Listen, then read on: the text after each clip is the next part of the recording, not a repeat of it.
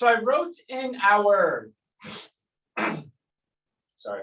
So I wrote in our group this morning that it just feels different. And I remember being in the market. In fact, I was brand new. I was a rookie, you would call it, to the market in 2007, 2008. That was actually my first 2 years in the market. And I was bright enough that I was able to see it coming, and I was able to kind of make a name for myself from there. So it's almost like when you have seen that, are you more prone to seeing it again? Or are you more dismissive to it happening?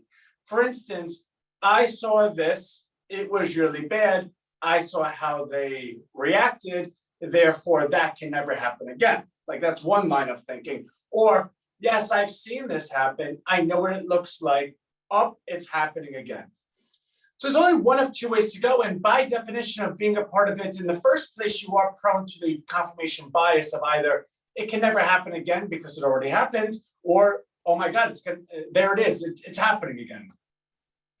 So I feel confused, right? So this morning I said there's a good chance I just sell all my loans and maybe go ahead and short Bitcoin, right? Go ahead and short Coinbase. Because as you'll recall, in our RHINOWealth emails for the last 2 weeks, actually verbatim, word for word, we've never changed it, is that Bitcoin scares us because we believe the whole market knows that the margin call for MicroStrategy is at 21,000, that the market would push Bitcoin to that point for whatever reason, by hook or by crook, to go ahead and see that margin call exercise, which means MicroStrategy would have to go ahead and sell all of their Bitcoin, or at least 50% of it, to meet the margin call, which means by that point, it would be Bitcoin Armageddon. Everybody and their mother would say, oh my God, I knew this was really bad, sell, sell, sell, in which case you get a generational opportunity to get into Bitcoin. I believe Bitcoin right now is at 23.5, 24,000. It broke under 30,000 this weekend, so it's been precipitous. The question then is, does it rebound and, gain a little steam? Does it bottom, or does it just go ahead and continue further down? We think one way or another, it's going to hit 21,000. And at that point, we'll see what happens. We would not be a buyer of Bitcoin. The point is, well, what does that mean for the rest of the market? Now, back in 2007, 2008, there was a thing called subprime mortgages. And it's a little different then than it was now, because mortgages is something that everybody lives in. It's something that's deemed an A+ asset, right? So the fact that somebody lives in their house, the first bill they're always going to pay is their mortgage, right? When someone gets faced with you're getting kicked out of your house, the only way they're getting kicked out is if they really don't have the money. Like, for instance, if your auto lender says, hey, listen, if you don't pay it, we're going to take your car away. You might say, all right, well, whatever, take the car, I'll Uber. You can still live your life without a car, even though you did have a car. It's kind of that with a house, right? Except not. You cannot, if you're living somewhere and that gets taken from you, you now need to go rent somewhere, live on a friend's couch. There are other things that you needed to do, but it really changed your life. Therefore, your home is always deemed the asset, or your home is always deemed to be the loan that if you're able to, you will always prioritize paying. Your mortgage is your priority. So in 2007, 2008, there was a thing called a mortgage. So it's a little different than it was now, because Bitcoin is not as big as a mortgage, right? It's not as important as a mortgage, but is it sliced up a lot? Is it leveraged a lot? Sure. The difference being, though, any bank, anyone could see this come, right? Like, I don't think the banks all of a sudden like, oh my God, Bitcoin is going down in value. Our entire financial system is going to be destroyed. That was mortgages, because no one ever expected the mortgage market to blow up. Because for the mortgage market to blow up, you had to have everyone get evicted from their house. Now, of course, there was more components that made it far more complicated than that 1 + 1 = 2 ratio, which is why people didn't all get thrown out of their houses, and which why all this financial regulation came, because there were more mortgages that was more sliced up and more complicated than simply someone living in a house. But Bitcoin, if everyone that owned Bitcoin lost all their money, do you think there'd be congressional hearings where mom and dad and grandma are being thrown out of their homes? I don't think so. I think the average person in this nation would say, oh, you lost money with Bitcoin? Like, duh. Like, that's you. That's your fault. There's not going to be this big bailout fund for Bitcoin. But where are the tentacles of Bitcoin? That's what we need to know. Did Bitcoin enter into JP Morgan Chase, where they have $1 billion worth of Bitcoin leveraged 100 to 1, and they're now on the hook for $100 billion? I don't think so, because JP Morgan doesn't even allow you to, they're not even a custodian for Bitcoin. They will not even allow you to place your Bitcoin in there. So if JP Morgan doesn't allow that, it stands to reason that the other high reputable banks probably have a comparable policy. Now, there are your low-hanging fruit that made a good business of saying, hey, those big banks, they don't know what they're doing. Come here, we got you. They're going to go by the wayside. So what you've seen so far is Luna, which is kind of like a Bitcoin stable coin, I think they call it, went to zero. Celsius this morning, we sent a note out to everyone saying, hey guys, by the way, we're not going to be able to, you can't withdraw your money. Even Binance came out and said, hey, there's a cog in the system. We don't know if we're going to let you withdraw your money. Coinbase is a problem because Coinbase has language within their contract that they can hold your reserves custody of a bankruptcy. See, like, if you put your money in a banking account, right? So say you have an account with JP Morgan Chase and you have $100 in your checking account. JP Morgan Chase goes bankrupt. That $100 is not property of JP Morgan Chase. That $100 is property of you. That $100 does not get wrapped up into bankruptcy court. That $100 is your money. They were the custodian for your money. That's not the way it is in Coinbase. In Coinbase, the funds that you have with them, hey, Deborah, the funds that you have with them are it's really slimy language, right? So long story short, it would have to go to a judge. Like in the example with JP Morgan Chase, there's no judge. That money's yours. In the language of Coinbase, you would actually need a judge to say, no, that money is V's money. That's her $100 in that account. That's not part of the bankruptcy.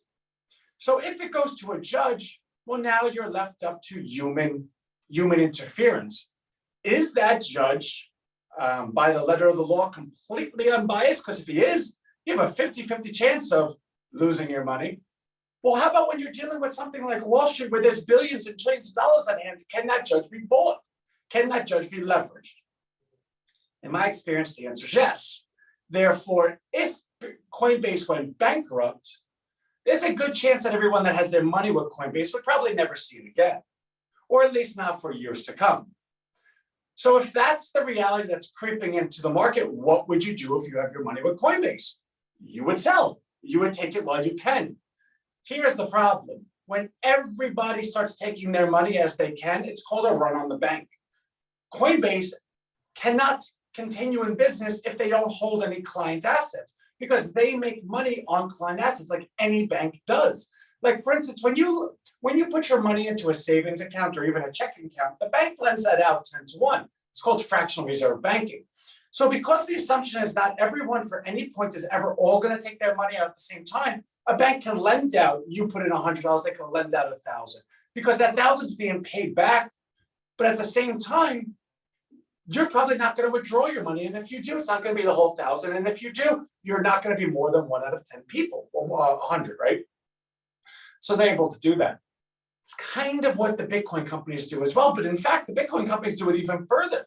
They go ahead and lend out the coin and collect 5, 6, 7% interest rates on it because Bitcoin is this asset that's going to a million, bazillion, bazillion, blah, blah, blah. So they can, which is fine when it's going up.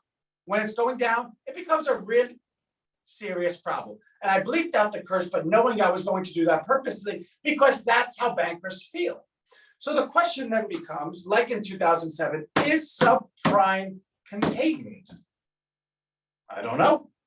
In fact, I would think Bitcoin is contained. I would think because regulation has not caught up to a point that would allow the big financial houses to ever actually get themselves in trouble with Bitcoin, those that are going to be on the hook are investment funds, investment advisors, the 99.999% of scam industries that go ahead and take your money for coin that ends up becoming worthless. which actually is worthless to begin with. That never had any worth ever to begin with. And I say this knowing that half our audience knows what Rhino coin is and half maybe doesn't. But my commentary on what is going on right now, it's not a commentary of, oh, Anthony's pointing out everything in the industry because he knows, because he's doing the same. No, I'm pointing it out because it's insane. And we're going to do it, and we are doing it so different that when I take a look around, I'm like, what are you guys doing? People actually buy this? People buy this worth zero. Oh, you have 900 trillion coins you're releasing? Cool. And people buy this, right? Oh, you have 500% in a week? What, from 0.00001 to 0.00005? Like, I don't even understand that. But that's a story for another day. In fact, that's a story for Wednesday when we talk about Rhino coin. Because I'm sure people will say, Anthony, it's a coin, the coin market's going crazy. Like, what do you got? What's good? I hope let me take that back, because people own coin, and I don't want people, how do I part this, right? Actually, so I sent a picture to my wife this morning, and I thought it was the best marketing ever. And I can't share what it is because some people will be offended. Because if you don't hold our beliefs, or at least my beliefs, you'll think, oh, Anthony, he's one of those. So I'm going to paraphrase it. It's not a digital currency, it's an IQ test, right? Your altcoin is not a coin, it's an IQ test. It's like people that buy lottery tickets. You're voluntarily paying a tax on you being less smart than other people. Or no, you're voluntarily paying a tax on the fact that you don't know statistics. Same thing with all these other coins. Yeah, you could own Bitcoin, and I think Bitcoin will be around forever. I really, truly believe that. Bitcoin is the Mac Daddy. Ethereum, I think, will be around forever. Well, not forever. I think Ethereum will be around for a very long time until something better comes out, because that's the platform that all the building happens on. But Bitcoin's like the dollar of coin. It's just the reserve currency until it's displaced, right? But if you own any other coin, because I can't even comment on the reasons you would. Oh, well, this coin is going to be operating in this, and this person said this, and I saw this influence. Like, where's Matt Damon right now? Where's his stupid commercials that the future belongs to the bold, or whatever stupidity he says? And then it gets you to think, you know what? Wow, actors act. It's like Matthew McConaughey crying over guns. The Democratic Party actually hired an actor, right? Like, oh, he's running for Congress. See, I'm getting myself in trouble. The point of the story is, because Bitcoin has never reached the financial regulations to allow it to permeate like a mortgage would, I think it's contained. But it's contained to who? And this is the part that breaks my heart. All those that were silly enough to believe in the dollar and the dream. All those that said, you know what, I only have X amount of money, I'm going to start doing this, I'm going to buy this coin, because that's going to reinvent the future. And it might. But the person that created it never created it with you in mind. They didn't care about you, they cared about your money, which is obviously very different than Rhino coin, right? So I don't even want to go into the comparisons because this isn't about Rhino. But what I need you to take from this is the fact that I'm able to so blatantly point out everything that's wrong with everything that's going on. It's not because, oh, I recognize it because we're doing it. It's no, I recognize it because we built something that was opposite of all the. Anyway, so getting back to the market. And by the way, I'm a little loopy today because I'm on my thinking medication and my brain is just going. So I'm probably going to stop this in a little bit. But as it pertains to the market, the reason why I said we're not doing anything today is because Anthony had one of those, like, I want to throw my computer out a window moments, right? Where the market just felt different. Going back to the beginning of the conversation, where it felt like what I felt in 2007. But the banking system went ahead and literally put a barricade around itself. These banks have so much money just sitting in excess reserves in case anything happens. These banks are best friends with the Federal Reserve Bank. You think these banks don't know Jay Powell? You think that they don't all collectively talk and say, hey, listen, we see this coming down the pipe. Let's make sure we're good. And let's do our best to kind of stay solvent and make earnings. These banks are not going under. There is no such thing as a Bitcoin that's going to take down JP Morgan. It just won't happen. So you might say to yourself, well, Anthony, there's more to it. No, there's not. You can come up with any story. The fact that you know it means they already know it. And if you think that you know something that they already know and you're smarter to know that they can't figure it out, you're like cuckoo for Cocoa Puffs. Well, Anthony, how did you figure it out with mortgages? Now, I agree with you. There's always a black swan, right? There's always something that you figured out that they think they have controlled, but they really don't have any control, i.e. mortgages. Well, mortgages was something that permeated the entire world. Everyone had one. You could not control that, but Bitcoin you can. Well, Anthony, what does Bitcoin lead to? Now, this is where I'm going to stop you, because any example you might say after that could be completely credible. I'm not disputing any of that, but you have a war going on. You have Russia and Ukraine. You basically have East versus West. There is and you have the East, which is all communist dictator governments. So you might say, well, Anthony, have you seen the leveraged loans in China? Yeah, I have. But do you think China is going to allow China to go bust because of some fictitious capitalism? No. But Anthony, if China does that, they can make the US go bust. Sure. You know what the US would do? They would just print money. Well, Anthony, they wouldn't print money because no one will buy the bonds. Okay, they'll just print more money. Anthony, if you print that much money, it'll be inflation. Do you see what today looks like? No, but I'm talking about real inflation, much, much bigger inflation. This is where everyone always misses the point. When you're taking a look at investing, remember the circus. Where's the circus? Where's the circus? The circus is in town here in the US. Because if you measure the US versus any other economy, which government is the most democratic, capitalistic, guarantees your money, largest economy, could absorb the money coming in without distorting the market, and guarantees that you'll get it back? Which country in a war scenario is best placed? The US has Canada and Mexico guarding our borders, and the other borders, the Pacific and Atlantic Ocean. Do you think anyone's dropping tanks down in Virginia? I don't think so. The point is, we have turrets, we have missile defense system all over the world. The US is in a position now. I agree with you. This cannot last forever. In fact, I project that by 2032, China will be the superpower of the world. But between now and then, you can't just dethrone the US like that. If you want to be the man, you got to beat the man. And right now, you cannot militarily beat the US. You cannot capitalistic, monetarily, economically, none of it. You can't beat the US. So you might say, well, Anthony, this, it doesn't matter. When you talk to anyone in Europe, anyone in Asia, anywhere in Africa, anywhere in South America, anywhere in Antarctica, you could look at a koala bear to a polar bear. They're all sending their money. In fact, I've seen fish no longer go to the fish bank. Oh, I messed it up. What is it? Is it fish bank? The bank. Sand dollars. They've no longer been giving their sand dollars to the bank. They bring it over to the US. I'm sure I messed it up 10 different ways, but you saw where my mind was at. Meaning money flows always going to come into the US. When you talk to someone from Europe that's fretting about their money, what do they say to you? Oh my God, I'm so uncomfortable with this money, I'm going to send it to China. No, it's never been said, ever. Oh my God, I'm so uncomfortable with this money, I'm going to send it to Russia. No, never been said. I'm so uncomfortable with this money, I'm going to send it to Africa. I'm going to send it to South America. I'm going to send it to Antarctica. No, never been said. I'm going to send it to America where I know it's safe. Meaning, the more complicated things get, the more money flow comes to this country. So everything that you're thinking, all of the things that can go wrong, that likely will go wrong, will only produce more money to this country. Because when you have $1 billion, first of all, I don't have $1 billion.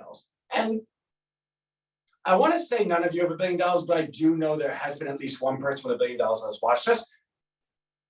But everyone watches. They watch the replay, okay? Most of you don't have $1 billion. When you have $1 billion, what do you do with it?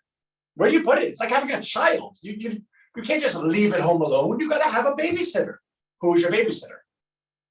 Oh, well, it's not going to be Russia. It's not going to be China. It's not going to be Africa. It's not going to be South America. It's not going to be Antarctica. It's not going to be Justin Trudeau. It's not going to be Vladimir Putin. It's not going to be President Xi. It's not going to be who's the guy in Europe? I don't know, but it's not going to be Klaus Schwab or whatever his name is, Klaus Schwab. You're going to send it over to the US. You know why? Because in the US, every 2 years, we turn over half our Congress, half our Senate. Every 4 years, we turn over our president. Meaning, no matter what happens, if I have enough money, say I have $1 billion and I send it to the US, I have enough money to buy as much congressmen as I have to make sure that I get a proper babysitter for my money. Which leads us to where we're going with all of this. When I said earlier today, I was thinking about selling things, I was. And then I allowed myself to think a little further and said, if I'm thinking this, everyone's thinking this. Like how much money has been lost so far in this market? How much money has been lost in the net? How much money has been lost all over the place? So at this point, who's really in the market? People have been losing their faces for like 6, 7 months. Anyone that knew to sell, knew to sell. Which, by the way, let me say something. I sold my XLE puts Friday as my hedge, like 40%. They're probably up 200-300% today. So if you still have them, congratulations. If I was you, I'd be selling them today, right? So if we know that no matter how bad things get, money comes here. And if we know people have been selling because things are bad, and we know that today feels different, it's a bit of a precipice, everyone's just like, you know what, get me out. Add that sentence together. Everyone either sold or they're so disgusted they are selling because things are bad. That's on the left side of the equation. On the right side is the market. The worse things get, the better for the market. So all of these people are selling for a reason that's actually constructive to a market long term. That's what you call a coiled spring. Everyone's selling, but it's building up pressure here. So what happens? I'm comfortable to say there's a thing called a slingshot. And I believe this market's setting up for a slingshot move. Now, I don't know how low it's going to go. In fact, I've looked at charts that suggest it could go much lower.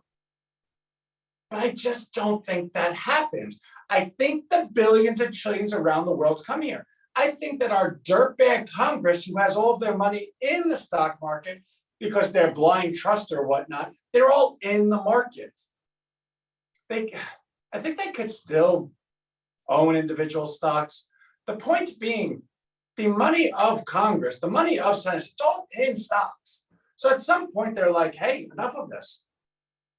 And the thing with inflation that people don't seem to, well, that's rude. No, they don't seem to understand. That's really misunderstood. Is that inflation is not it's not because increased money supply. Increased money supply versus standard goods and services or decreasing goods and services equals inflation because it's increased money going to chase fewer goods. But in that assembly line is where does the money go? For instance, if this Fed decided it wants to print $10 trillion new dollars, and that $10 trillion goes into the banking system, and the banks say, hey, thanks for this $10 trillion, we're never going to lend it to anyone, did inflation go up? Right? If $10 trillion new dollars is given to JP Morgan Chase and JP Morgan Chase promises to never use it, did inflation go up? Well, by the letter of the law, it did, but the effect of inflation is nil because that money never entered the real economy. Therefore, when you say, well, Anthony, if things go bad and they print more money, it's just going to go to more inflation. The bank doesn't print money and give it to you. They did that during COVID because, we could say that they were trying to win an election, but that's a story for another day. But because people could not go out and earn an income any longer because of the lockdowns, they had to give the money directly to you. Look what happens when the government gives money directly to you. You spend it. Inflation actually comes out from where it's hiding. At the same time, with everything shut down and then brought back onto line during a moment where everyone, everything reopened and everyone was allowed to go outside, is a problem in supply chain, but also everyone had a lot of money. Don't kid yourself. Everyone goes ahead and says, well, the consumer has so much money, they're going to continue spending it, which is why the inflation rate stays stubborn. The second the consumer has no money, you'll see inflation go like this. It'll be gone because the banks and wealthy people don't spend money like that, right? I'm sorry, I was reading notes that were coming in, so I was a little diverted. The point of the story is this country can print as much money as it wants, and money will continue coming to it because the people that are in that room have agreement with each other. Yeah, you can print as much money as you want to go ahead and guarantee and secure your system, but you never let that into the real economy again because I'm not dealing with this inflation rate. Because if that's the case, I'm not sending the money to begin with. And then the station goes, well, that's a real problem, so don't worry, we got you. Which means there's a slingshot move happening. Now, our options that we own are for 3 to 5 months out. So are we upset of this? Yeah, we don't like seeing our account down. But are we like, oh my God, what's going on? What's going on? We're losing so much money. We better make a move. No, we're not. So we'll send out tomorrow all the new red and greens. But Simon Property Group and Ford, we still own them. If we didn't own them, we'd be buying them today. And again, you could say, well, Anthony, commercial real estate, Anthony, automotives. Everything you could say is well and good. I agree with you. These things have been down 22 weeks in a row, though. So I think that time period probably factored into all the bad stuff you would think would happen. So let's take a look at things. I'm going to send out, obviously, the email tomorrow. I want to spend a little more time together today, but I'm actually, that message coming through demands my attention immediately, so I have to go. But the takeaway from this is we're not selling anything. If we had more money in our accounts, we'd be using it to buy. If we still owned our XLE puts, we'd be selling it today, taking that money and buying with it. And we believe that this market's going to be,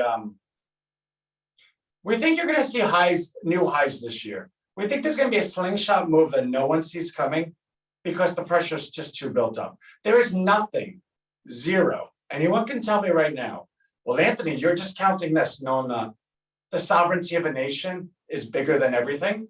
And this nation has the ability, because they own a printing press and they have elections coming up, that those two things alone will guarantee the sovereignty of this nation. So that's where we are. Absolutely love everyone. Rhino's a big deal. I need to go ahead and get to those messages. Wednesday, please be on. I'll be on the call with our Rhinos, well, our team in an hour and a half.